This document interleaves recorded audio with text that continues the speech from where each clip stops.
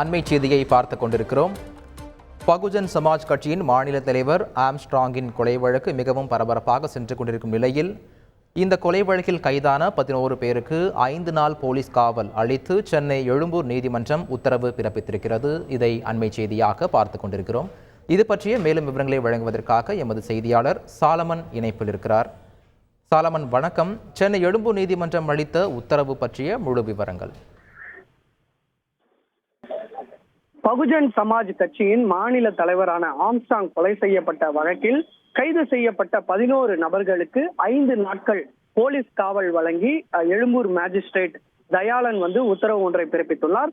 குறிப்பாக கடந்த 5ஆம் தேதி பெரம்பூரில் வைத்து பகுஜன் சமாஜ் கட்சியின் மாநில தலைவரான ஆம்ஸ்ட்ராங் படுகொலை செய்யப்பட்டார்.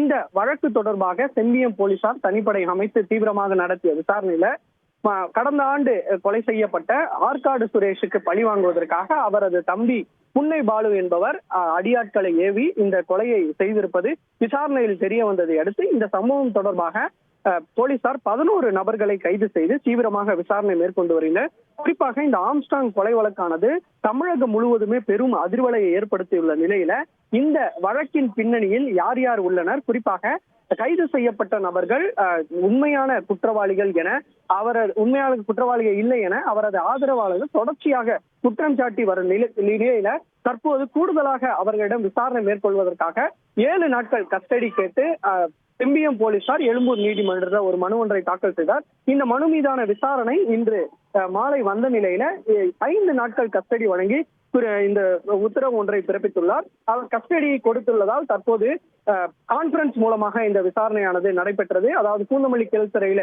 அடைக்கப்பட்டுள்ள 11 நபர்களிடம் கான்பரன்ஸ் மூலமாக இந்த விசாரணை மேற்கொள்ளப்பட்டு இந்த உத்தரவானது பிறப்பிக்கப்பட்டுள்ளது. குறிப்பாக இந்த வழக்கின் பின்னணியில இந்த பொருளாதார ரீதியாக ஏதேனும் இவர்களுக்கு உதவி புரிந்தனரா அல்லது ஆருத்ரா வழக்கும் இதில் தொடர்பு இருப்பதாக ஒரு குற்றச்சாட்டு ஒன்று பரவி வருவதால் இதன் பின்னணியில் யார் உள்ளனர் என்பது தொடர்பாக விசாரணை மேற்கொள்ளப்பட்டு வருகிறது. குறிப்பாக ஆற்காடு சுரேஷ் கொலைக்கு பழி வாங்குவதற்கு மட்டுமே இந்த கொலை நடந்ததா அல்லது வேறு ஏதேனும் இந்த கொலைக்கு பின்னணியில் உள்ளனரா என்பது தொடர்பாக அவர்களிடம் விசாரணை மேற்கொள்ள உள்ளதாகவும் செம்பியம் போலீசார் தரப்புல தெரிவிக்கப்பட்டுள்ளது.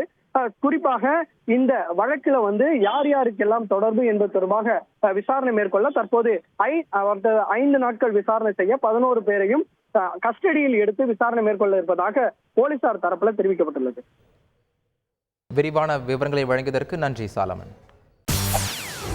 செய்திகளை உடனுக்குடன் தெரிந்து கொள்ள உடனே சப்ஸ்கிரைப் பண்ணுங்க.